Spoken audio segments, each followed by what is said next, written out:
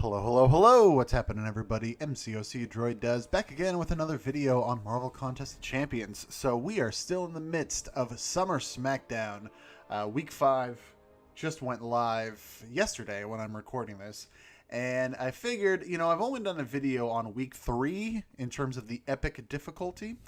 I wanted to go back and do videos on all of the other weeks. So as you can see right here, weeks 1 and weeks 2, I've already 100%. We're going to get into those individually, of course, starting with week 1 in this video. But then, of course, I'll be moving towards week 4 and week 5, which I have not touched yet. And all of this is building up to week 6, which is known as Omega. And in order to participate that in any difficulty, you have to make sure that you have all 5 weeks worth of the shades for that difficulty, which is one of the rewards from weeks 1 through 5. So again, by now you probably should have seen something pop up in the corner there. It won't be week 3, which is the only video, like I said, I've recorded so far. Should be a playlist of all 5 of these videos. I'm going to have them kind of come out pretty much back to back to back to back, so that you can start catching up if you need to and start working towards getting each week 100% done so that you can be ready for Omega Week, which is going to be difficult. It's going to have a lot of rewards. So let's get into week 1 again from the title of this video. That's where we are going back and starting. I'm going to use my almost normal questing team. I'm going to throw in Human Torch here. He's definitely going to come in handy for a couple of the fights, but otherwise rolling with pretty much my regulars. We will go ahead and talk about each fight and break down the nodes as well. So let's just get right into it. So this first week here, you saw from the thumbnail, it is Thing, Diablo, Havoc, Mr. Sinister, Nick Fury, and then the final boss is Captain Marvel right there. So first up, let's talk about this Thing fight. Certainly one of the more annoying fights of this set of 6 here. If you're not a fan of Thing, I would definitely fighting Thing, I should say. I would definitely recommend practicing against him either in this side quest on lower difficulties or dual targets or whatever. Thankfully the nodes are not terrible. They're not too overpowered. It's just going to make the fight more annoying. So definitely go practice elsewhere if you're not feeling too confident against him. Enhanced Fury, if you're as long as you're not getting hit, then it's not going to affect you, right? Adaptive is definitely annoying just because it's going to build up that resistance over time, which is just going to string out the fight even more. Heavy Hitter, I always feel like is a slightly annoying node just in principle. Not that it's a difficult node to deal with, it's just annoying. So not just here against Thing, but pretty much against anybody, because there's always that extra like half second at the end of a heavy animation where it is still technically the heavy attack, but you're usually at that point already gone in and punished them for missing the heavy. And you can't do that because they're still unstoppable. So that does get a little annoying there. And then Empowered Immunity, obviously don't use a debuff heavy champion against him. He's just going to gain so much power. I imagine if you're using a bleeder, to try and keep the rock stacks down, somebody like Blade or Gwenpool or something like that, just be careful with that node because that may push his power up too quickly. Again, if you're trying to keep the rock stacks down, so just be careful there.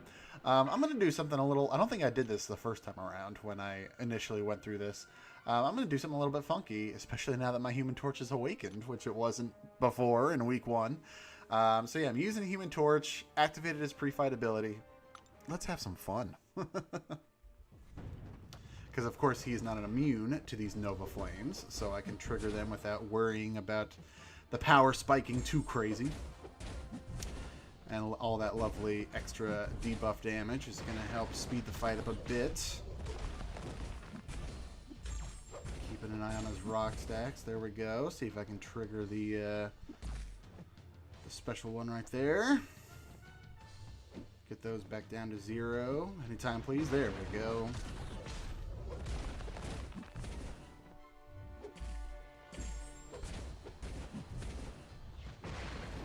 Not too worried, not too worried.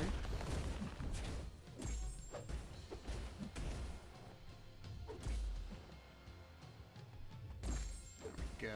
Just do that again. If I would back up, there we go.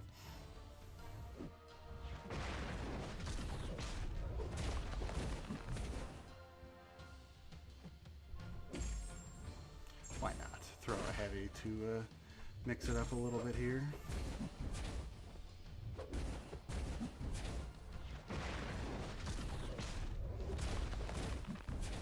Ooh, see, now that I didn't want to do. Oh, well. I'll throw this special 3 then. I was mistimed.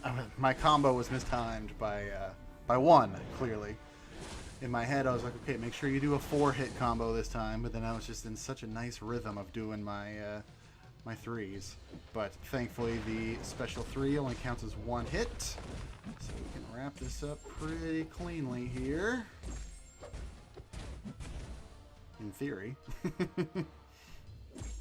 There we go. Whew, okay. So yeah, so it's clearly not the top choice or anything, but I figured, you know, the Nova Flames are a good way to get around some of those nodes, just to kind of fight them as quote-unquote more normal. Getting to Diablo here, not too worried about him. You know, Diablo is not a bad defender to go up against. You know, watch out for these nodes here, of course. Limber, definitely have to pay attention to Limber. For each debuff, the redoubled determination can definitely sneak up on you if you're not being careful. So for each debuff, you know, he does get that big attack spike, but he also gets the 20% combat power rate. Bleed, poison, and armor breaks count twice for this, so just keep an eye on his power. Just obviously try and bait out a lot of specials, no big deal there. Force of Will, I'm not really too worried about it. Kinetic Brewing, each time he's struck, he's a 25% chance to brew a concoction. Again, as long as you're staying aggressive enough, not getting hit, none of these nodes are really doing anything. Ditto, Toxic Rage. Each time he drinks a concoction, he gives himself a 0 damage poison debuff lasting 12 seconds, and he becomes unstoppable for 5 seconds. Now, that one you do want to worry about a little bit. And then each poison causes him to fight more aggressively. I'm going to go ahead and use Beardo just because his kinetic charges will get around that unstoppable. I believe it's not a passive, but I guess we'll find out here in a second.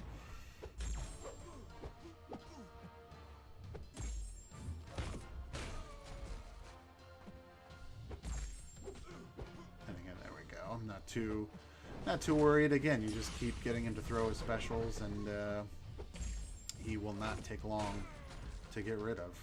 So let's go ahead and bait out another special 2 here real quick. There we go. I'll actually go ahead and bait out a special 1.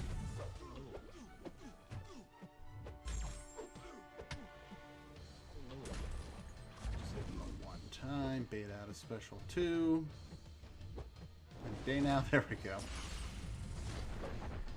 And honestly, this should be just about enough.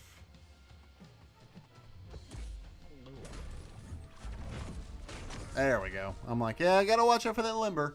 I was gonna kind of do my old, you know, parry heavy special 2, but I was afraid I'd get caught by the Limber, so I'm glad he decided to throw a heavy so I could punish his heavy. Moving on to Havoc. Standard Havoc counters, of course, are gonna be very necessary here for Epic. Of course, that's why I have Warlock, but any of your strong armor-up champions will do well here. So somebody like Colossus, obviously. Havoc is a great Havoc counter as well. So if you have a powered up Havoc, by all means, bring him in. And again, a lot of it is just going to be don't get hit. Same deal with Heavy Hitter again, especially since Havoc's Heavy does last for a few seconds. You just have to make sure you don't try and intercept it too quickly at the end there. Energy attacks dealing more damage, no big deal. He's more aggressive, that's fine. Make sure you're keeping up with attacking on him so that you don't get affected by this crumbling armor, especially so you don't get hit by all of those charges as he's building them up, and then he has extra power gain. So again, this is a pretty straightforward fight for somebody like Warlock. Let's get into it. That was weird. Not sure why he didn't parry. Just because it was a contact hit there since it was so close quarters. So that should, like that, see? I should have expected it. But yeah, that first one should have been a parry since it was the exact same thing. But, oh well. Throwing me off my game already, I see. Let's get in there and get some hits going. There we go. I'm like, let me make sure I get my armor up back. Because, yeah, that went away pretty quickly there, unfortunately. And see, now it's gone again. So I have to be very careful. Come back in, thank you.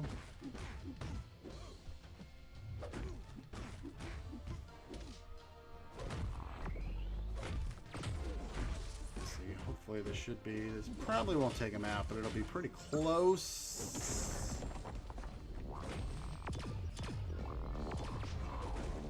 There we go. Yeah, geez, that was rougher than it should have been.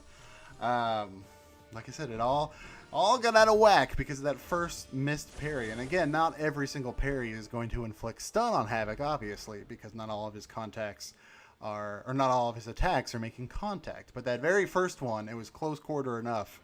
Should have happened, but whatever. I made it through. Mr. Sinister, also not too terrible. Again, as long as you know how to fight against him and certainly aren't bringing anybody too crit heavy. Like, obviously somebody like Corvus here is not going to do well. Debuffs are lasting longer. The recovery is recovering more health. So again, especially somebody who crits a lot, really not a good idea against him. He's more defensive, so that could definitely make things a bit more annoying.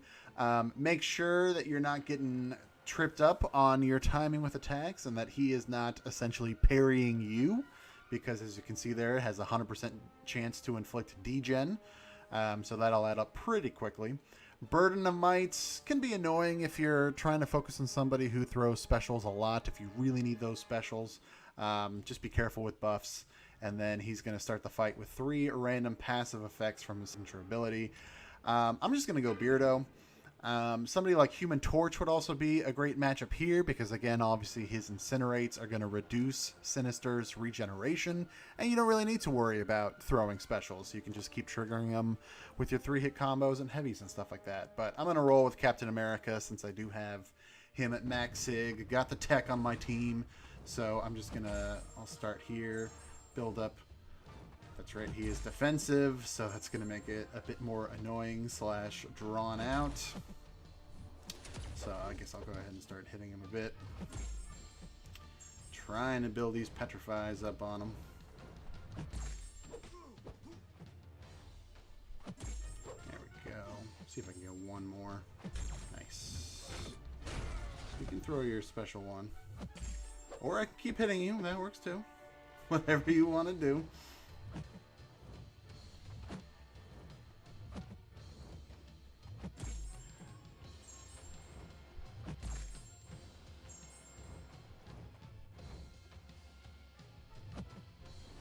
There we go. I'm like, you have to throw it eventually.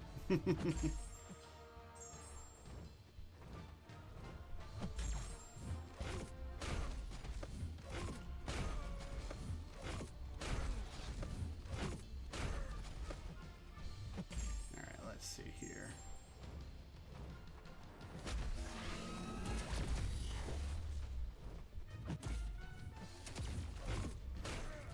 I didn't think I was going to lose that power that quickly. Oh well. I should have just thrown the special 3 earlier to begin with. And that probably would have been enough, honestly. See if I can, there we go. Intentionally take the parry on the special 1, just so I can throw some more debuffs. I do that from time to time. I used to do that all the time with Blade as well, just to, you know, trigger an extra bleed or something. Just because why not? Like, see, there we go. Take the intentional parry on the second hit there. I think I should be okay. There we go. You know, taking the intentional parry on Blade to trigger some bleeds, or for Beardo to trigger more armor breaks, petrifies, things like that. Especially with somebody like Beardo who has such an insane perfect block chance and all of that. You might as well. You might as well. Moving on to Nick Fury, again, can be a little annoying if you're not prepared. Definitely going to use Omega Red for this fight. Let's take a look. So his buffs and debuffs are 150% longer. Okay, no big deal. Fury is more effective. Again, just don't get hit, basically, and it won't be a problem. Adaptive, again, annoying. Just because the resistance is going to get built up over time. Aggressive could actually work in your favor here. Again, just trying to time it out so that he either doesn't become unblockable at all, or you just go right through it. Watch it when he is hitting into your block with Shank there. You have to watch out. But at least with somebody like Omega Red, that is going to go ahead and trigger my Death Field. Of course, if you're using a bleed immune champion, then that's not going to matter at all. Shank won't be a node that you have to worry about. And then tactical adjustment whenever whenever you receive a bleed that you're immune to, then Fury will have a 75% chance to gain a tactical charge. So that would be the one, I don't want to say downside, but that would be the one thing to watch out for if you are going to use a bleed immune champion against Nick Fury, is that he could be getting those tactical charges a wee bit faster. Unless you're using somebody like Colossus, because you can see there the chances reduced to 25% against mutants. So, again, just going to do Omega Red. This should be a pretty regular Nick Fury fight. Nothing too much to worry about here.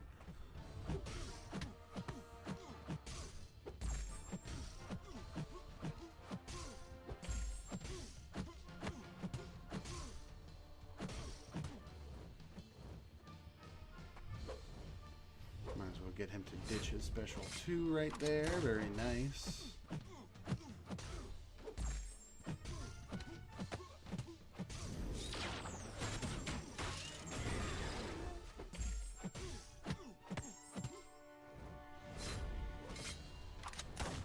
Get back in there. Build those spores back up. About to throw a heavy maybe to do some extra degen damage, but he's about to get down to the initial 1% anyway. Should do it. There we go.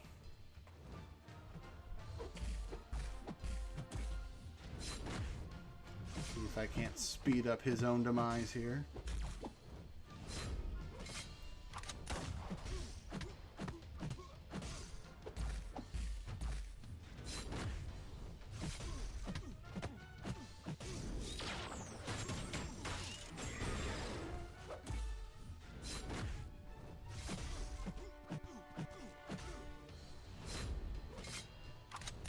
Stay as close as possible as I can to him, just to keep all that sweet, sweet degen damage going. But yeah, there we go. He is down. Let's wrap this up with Captain Marvel. I don't remember these nodes being too bad either. Armor break is more effective. Again, just don't get hit, and hopefully she won't trigger a bunch of armor breaks on you. She's more likely to activate Special 1, which I think is great. It's much easier to dodge than her Special 2. She's got that Redouble Determination node again, so just watch out with debuffs and her power gain.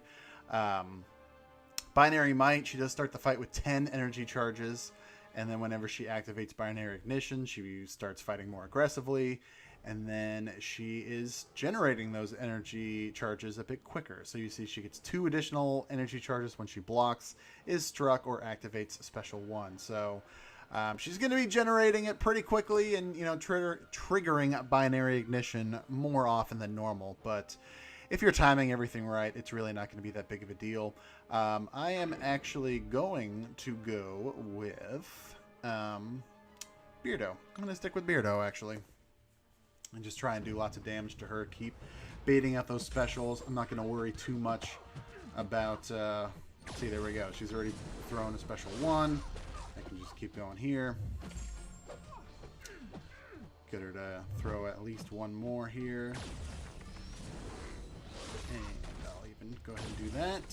She can do her first Binary Ignition. That's no problem. Knock it down to... trying to get that indestructible off of her earlier than before it expires, but that's fine. Let's push her out a bit.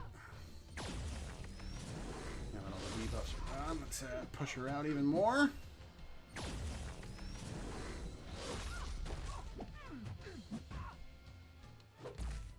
There we go. Alright. Do some damage. Start building up my charges. Build up some armor breaks on her. One more. Let's throw this. Should do some nice damage here. Not going to take her out, but yeah, 65 down to 36%. Not bad. Oh, she threw it a little bit faster than I was expecting. Good for you, Captain Marvel. Good for you.